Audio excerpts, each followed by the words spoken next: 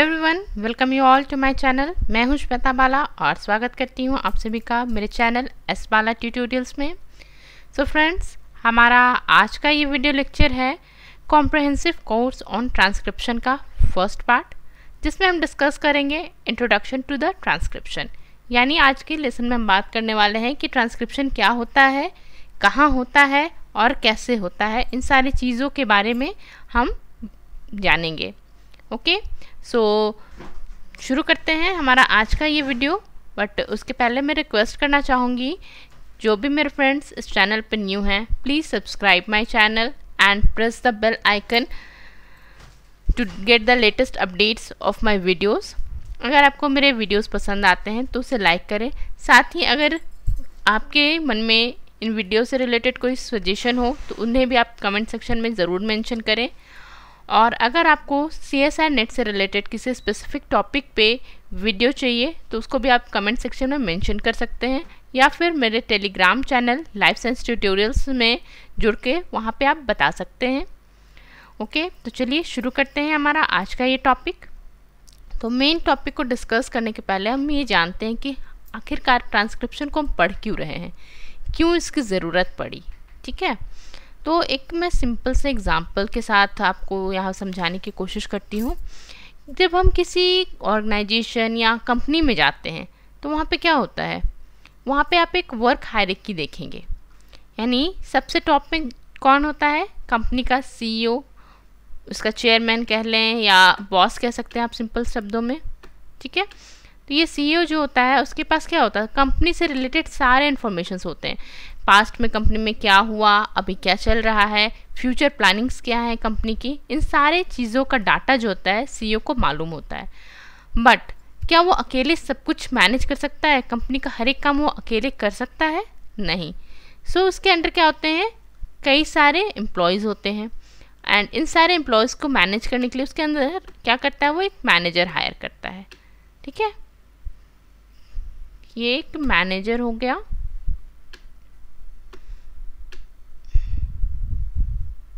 Okay, ये manager क्या करता है, जो इन्फॉर्मेशन CEO के पास है या बॉस के पास है उसको क्या करता है, वो जो अदर्स वर्कर हैं, जो कि एक्चुअल परफॉर्मर हैं, जो कि कंपनी के लिए काम कर रहे हैं, उन तक अपने मैसेजेस को वो क्या करता है, पहुंचाने का काम करता है। ठीक है, तो ठीक ऐसा ही कुछ अरेंजमेंट हमारे सेल के अंदर भी है।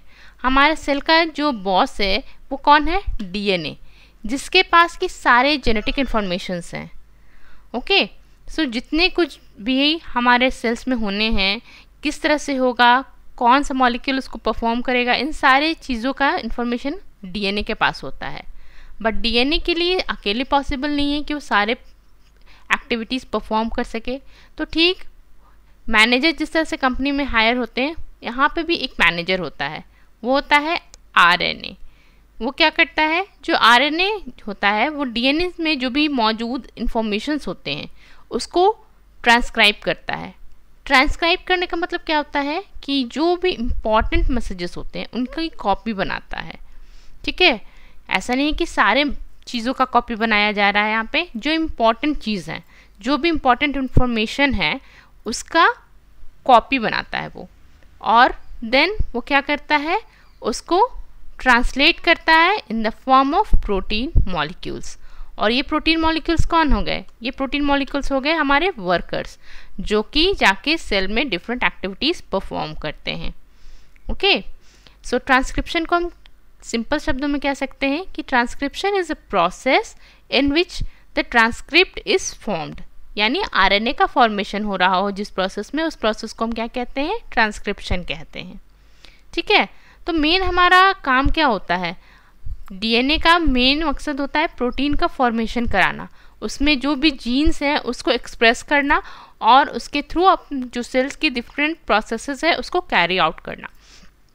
इसके लिए DNA क्या करता है, अपने जीन को एक्सप्रेस करने के लिए एक बीच में इंटरमीडिएट स्टेप जो आता है वो होता है RNA का फॉर्मेशन। सो हम कह सकते हैं ना कि जीन एक्सप्रेशन में जो सबसे पहला स्टेप है वो क्या है, RNA का फॉर्मेशन। तो इससे हम ट्रांसक्रिप्शन को अगर थोड़ा अलग शब्दों में डिफाइन करें तो कह सकते हैं transcription is the first step in the gene expression. Okay. And इसमें होता क्या है, in this process the DNA which contain the different gene sequences get transcribed or it makes the copy of the DNA sequence to make an RNA molecules. Okay, so transcription is the first step in gene expression which involves the copying a gene's DNA sequence to make an RNA molecules. सब जैसे यहाँ पे देखिए हमारा एक DNA molecule है, ठीक है। अब इसका क्या हो रहा है, यहाँ पे ट्रांसक्रिप्शन होगा। So as a result of transcription क्या बन गया हमारे पास, RNA मॉलिक्यूल। एंड देन ये RNA मॉलिक्यूल क्या होगा, सेल में जा कर के with the help of other organelle protein का प्रोडक्शन करेगा। And with the help of this protein क्या होगा, हमारे सेल के डिफरेंट जो मेटाबॉलिक या फिजियोलॉजिकल एक्टिविटीज़ हैं वो सारे जो हैं परफॉर्म किए जाएंगे। नाउ अब हम बात करते हैं कि ये RNA ट्रांसक्रिप्शन होता कैसे है, हाउ इट टेक्स प्लेस। सो यहाँ पे क्या है, हमारा डबल स्ट्रैंडेड DNA है, ओके। अब हमें क्या करना है, किसका एक कॉपी बनाना है, कॉपी बनाना है उस स्ट्रैंड का जिसमें कि इंफॉर्मेशंस हैं, ओके। हमें कंप्लीट DNA का कॉपी यहाँ पे नहीं बनाना होता, हम कॉपी बनाते हैं DNA के उस पार्ट का जहाँ पे कि इंफॉर्मेशन जो है स्टोर है, जिनकी क्या हमें आवश्यकता है, ओके। सो नाउ अब हम क्या करते हैं, कम्प्लीमेंट्री बेस पेयरिंग करते हैं। और with the help of complementary base pairing हम क्या करेंगे, यहाँ पे RNA स्ट्रैंड का फॉर्मेशन करेंगे। RNA स्ट्रैंड का फॉर्मेशन किसकी मदद से होगा, RNA पॉलीमरेज की मदद से। ये RNA पॉलीमरेज एंजाइम्स जो होता है वो कम्प्लीमेंट्री बेस पेयरिंग को कैटलाइज भी करता है, साथ साथ उसको स्क्रूटनी भी उसकी करता है कि सही से हो रहा है प्रोसेस या नहीं होता है, ठीक है। सो ये हमारा जो RNA का फॉर्मेशन होता है ये यूनिडायरेक्शनल होता है और ये 5 प्राइम टू 3 प्राइम के डायरेक्शन में होता है, ठीक है। तो यहाँ पे किसके अगेंस्ट कॉम्प्लीमेंट्री बेस पेयरिंग होगी, हमारा जो 3 प्राइम टू 5 प्राइम DNA है, ठीक है, ये स्ट्रैंड के अगेंस्ट कॉम्प्लीमेंट्री बेस पेयरिंग होगी और हमारा जो है RNA स्ट्रैंड बनेगा। तो आप यहाँ पे एक चीज़ गौर कर रहे होंगे कि जो हमारा RNA स्ट्रैंड बन के आ रहा है वो जो नेक्स्ट स्ट्रैंड है, हमारा जो सेकंड DNA स्ट्रैंड है उसके आइडेंटिकल है। अगर आप सीक्वेंसेस को टैली करें तो यहाँ पे आप देखिएगा एक्सेप्ट T, जो कि T की जगह पे यहाँ पे RNA में यूरासिल आ जाता है, इसको छोड़ दें तो बाकी जो सारे न्यूक्लियोटाइड्स हैं वो सारे कॉमन आपको दिखेंगे और बिल्कुल उसी सीक्वेंस में दिखेंगे, ओके। तो यहाँ पे क्या हो रहा है, ये जो स्ट्रैंड्स होते हैं, एक स्ट्रैंड जो होता है वो कॉम्प्लीमेंट्री होता है और एक स्ट्रैंड जो होता है वो क्या होता है, बिल्कुल आइडेंटिकल हो जाता है, ओके। तो जो स्ट्रैंड आइडेंटिकल होता है विद द RNA उस स्ट्रैंड को हम क्या कहते हैं, कोडिंग स्ट्रैंड या सेंस स्ट्रैंड। क्यों, बिकॉज ये जो स्ट्रैंड है इसी की मदद से ना प्रोटीन जो इसका सीक्वेंस है सेम वैसा ही सीक्वेंस हमारे RNA के पास है एंड इसी सीक्वेंस की हेल्प से हम अब क्या करेंगे, प्रोटीन को सिंथेसाइज करेंगे। So this is called the coding strand, यानी ये क्या हो गया, कोडिंग स्ट्रैंड या सेंस स्ट्रैंड। सेंस यानी जो कि हमें प्रोटीन बनाने में मदद कर रहा है, ठीक है। और जो हमारा दूसरा स्ट्रैंड रह गया इसके हम क्या कहेंगे, टेम्पलेट स्ट्रैंड या नॉन कोडिंग स्ट्रैंड या फिर एंटी सेंस स्ट्रैंड, ठीक है। चलिए अब नेक्स्ट बात करते हैं साइट ऑफ ट्रांसक्रिप्शन के बारे में। तो ट्रांसक्रिप्शन होता कहाँ पे है, प्रोकैरियोट्स और यूकैरियोट्स दोनों में ही साइट ऑफ ट्रांसक्रिप्शन अलग अलग होते हैं। In case of prokaryote transcription cytosol में होता है, बिकॉज जो प्रोकैरियोट्स हैं उनमें मेम्ब्रेन बाउंडेड स्ट्रक्चर्स प्रेजेंट नहीं होते हैं, सो न्यूक्लियस भी प्रेजेंट नहीं होता है। इस वजह से DNA कहाँ मौजूद होता है, साइटोसोल में ही, और साइटोसोल में ही क्या होता है, mRNA का ट्रांसक्रिप्शन होता है, okay. In case of eukaryotes जो हमारा DNA होता है वो न्यूक्लियस के अंदर रहता है एंड न्यूक्लियस के अंदर ही जो है mRNA का ट्रांसक्रिप्शन होता है। यहाँ पे क्या होता है कि RNA पहले प्री mRNA बनता है जो आफ्टर प्रोसेसिंग फाइनल mRNA बनता है एंड दिस फाइनल जो mRNA हमारे पास बन के मिलता है वो साइटोसोल में जा करके क्या करता है, ट्रांसलेशन करता है। तो इस तरह से ये कंप्लीट जो प्रोसेस होता है प्रोटीन फॉर्मेशन का, वो आधा न्यूक्लियस के अंदर और आधा कहाँ होता है, साइटोसोल में। ठीक है। नाउ नेक्स्ट कॉन्सेप्ट हम जानेंगे ट्रांसक्रिप्शन यूनिट के बारे में। ओके, कि क्या है ट्रांसक्रिप्शन यूनिट। सो जो हमारा डीएनए है, हम अभी बात कर रहे थे ट्रांसक्रिप्शन के बारे में, तो क्या कंप्लीट डीएनए का ट्रांसक्रिप्शन हो जाता है? नहीं, एक सेलेक्टिव जो सेगमेंट होता है डीएनए का, उसका ट्रांसक्रिप्शन होता है। सो वैसा यूनिट डीएनए का जो कि ट्रांसक्राइब किया जा रहा है, उसे हम क्या कहते हैं, ट्रांसक्रिप्शन यूनिट। यहाँ पे हम जब डीएनए का ट्रांसक्रिप्शन और रेप्लिकेशन, इन दोनों में देखिए अंतर है। रेप्लिकेशन के केस में क्या होता है, जितना भी जीन है, जितने भी न्यूक्लियोटाइड बेस पेयर्स होंगे, सारे के कॉम्प्लीमेंट्री बनते हैं। ठीक है। But in case of transcription केवल उन एरियाज के, उन जीन सीक्वेंस के ट्रांसक्रिप्शंस होते हैं जो कि प्रोटीन फॉर्मेशन करते हैं। ठीक है। यानी जो इंफॉर्मेटिव होते हैं, जब उन सेगमेंट्स का केवल कॉम्प्लीमेंट्री बेस पेयरिंग किया जाता है, तो इसको क्या हम कहते हैं, ट्रांसक्रिप्शन, एंड उस यूनिट को हम बोलेंगे ट्रांसक्रिप्शन यूनिट। ओके। तो सपोज यहाँ पे देखिए, एक ट्रांसक्रिप्शन यूनिट में क्या क्या चीज़ हो सकते हैं। तो ये हमारा डबल स्टैंडर्ड डीएनए है। इस डीएनए के अंदर क्या क्या होगा, सबसे पहले तो होगा आरएनए कोडिंग सीक्वेंस। ठीक है, जिसका कि आरएनए बनना है वो जीन सीक्वेंस मौजूद होगा। देन क्या होगा, इनिशिएशन पॉइंट, या आप कह सकते हैं स्टार्टिंग पॉइंट। ठीक है, जिसे हम यहाँ पे +1 से डिनोट कर रहे हैं। ये हमारा क्या है, स्टार्ट पॉइंट या इनिशिएशन पॉइंट, जहाँ से कि ट्रांसक्रिप्शन शुरू होता है। ठीक है। इसके बाद एक और इम्पॉर्टेंट पॉइंट होता है, वो होता है टर्मिनेशन साइट या टर्मिनेटर। ओके। सो इस टर्मिनेटर या टर्मिनेशन साइट पे क्या होता है, यहाँ पे आकर के जो आरएनए पॉलीमरेज है वो ट्रांसक्रिप्शन करना बंद कर देता है। ठीक है।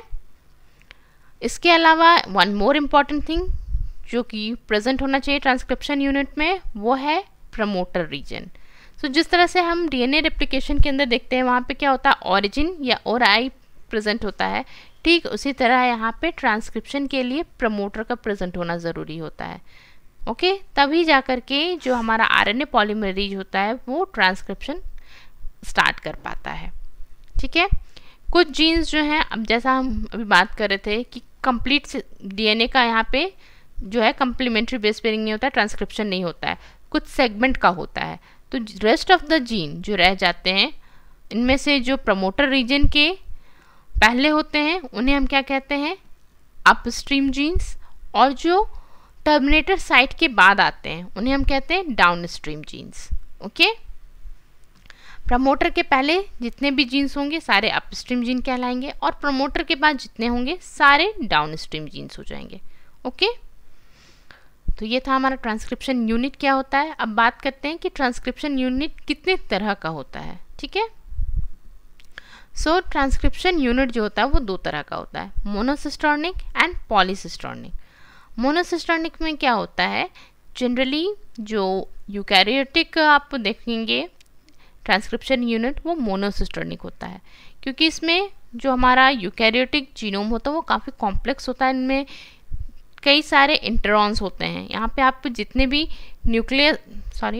जितने भी जीन सीक्वेंस होंगे उसमें आपको कई सारे इंटरवेनिंग सीक्वेंसेस या इंटरॉन्स देखने को मिलते हैं। इस वजह से जो यूकैरियोटिक जीनोम होता है या सिस्टर्न होता है वो जनरली मोनोसिस्टर्निक होता है। ठीक है। तो मोनोसिस्टर्निक वैसे ट्रांसक्रिप्शन यूनिट्स हो गए जिसमें कि केवल एक जीन से रिलेटेड इंफॉर्मेशन होता है, उसे हम मोनोसिस्टर्निक ट्रांसक्रिप्शन यूनिट कहते हैं। तो जैसे हमारा ये जो ट्रांसक्रिप्शन यूनिट है, इसमें सपोज करते हैं कि केवल एक जीन कोई ए है, इससे रिलेटेड इंफॉर्मेशन है, यानी केवल यहाँ पे एक जीन ट्रांसक्राइब होगा और इससे केवल एक प्रोटीन फॉर्म होगा, then this transcription unit is called monocistronic. वहीं हम प्रोकैरियोट्स में देखते हैं कि वहाँ पे क्या होता है, उनके जो जीनोम्स होते हैं वो लेस कॉम्प्लेक्स होते हैं एंड इंट्रॉन्स के नंबर्स भी कम होते हैं। ऐसे में कई बार ये देखा गया है कि प्रोकैरियोट्स में जो होते हैं एक साथ एक ट्रांसक्रिप्शन यूनिट में कई सारे जीन्स जो होते हैं उनके इंफॉर्मेशंस होते हैं। ओके, तो इस तरह से जब कोई transcription unit more than one gene के बारे में इंफॉर्मेशन कैरी कर रहा हो, देन इस टाइप के ट्रांसक्रिप्शन यूनिट को हम लोग क्या कहेंगे? पॉलीसिस्टर्निक ट्रांसक्रिप्शन यूनिट। ओके, जैसे यहाँ पे हमारा जो ट्रांसक्रिप्शन यूनिट है, सपोज जीन ए के साथ बी, सी और डी के लिए भी इंफॉर्मेशन कैरी कर रहा हो, देन ये क्या कहलाएगा? पॉलीसिस्टर्निक ट्रांसक्रिप्शन यूनिट। ओके, इसके अलावा एक और कॉन्सेप्ट है प्राइमरी ट्रांसक्रिप्ट का। तो जब ट्रांसक्रिप्शन होने के बाद जो इमीडिएट प्रोडक्ट फॉर्म होता है उसे हम क्या कहते हैं? Primary transcript. Okay, and in case of eukaryotes generally simple and complex दोनों तरह के प्राइमरी ट्रांसक्रिप्ट देखने को मिलते हैं। सिंपल ट्रांसक्रिप्ट अगर है, सिंपल प्राइमरी ट्रांसक्रिप्ट है तो उससे केवल एक तरह का प्रोटीन फॉर्म होगा, बट अगर कॉम्प्लेक्स प्राइमरी ट्रांसक्रिप्ट है देन क्या होगा? After the processing of mRNA एक से अधिक टाइप ऑफ पॉलीपेप्टाइड फॉर्मेशन होंगे। ठीक है, एक से अधिक mRNA फॉर्म होगा जो कि एक से अधिक पॉलीपेप्टाइड का फॉर्मेशन करने में सक्षम होगा। ठीक है, सो ये था हमारा आज का introduction to the transcription. Next lesson में हम बात करेंगे रिक्वायरमेंट्स के बारे में कि एक ट्रांसक्रिप्शन के लिए क्या क्या रिक्वायरमेंट्स होती हैं। तब तक के लिए thanks for watching my video and please stay tune with me. For more information and query, you can also join me on Telegram. My channel is Life Science Tutorials. Friends, please subscribe my YouTube channel, S Bala Tutorials. Thank you. Bye bye.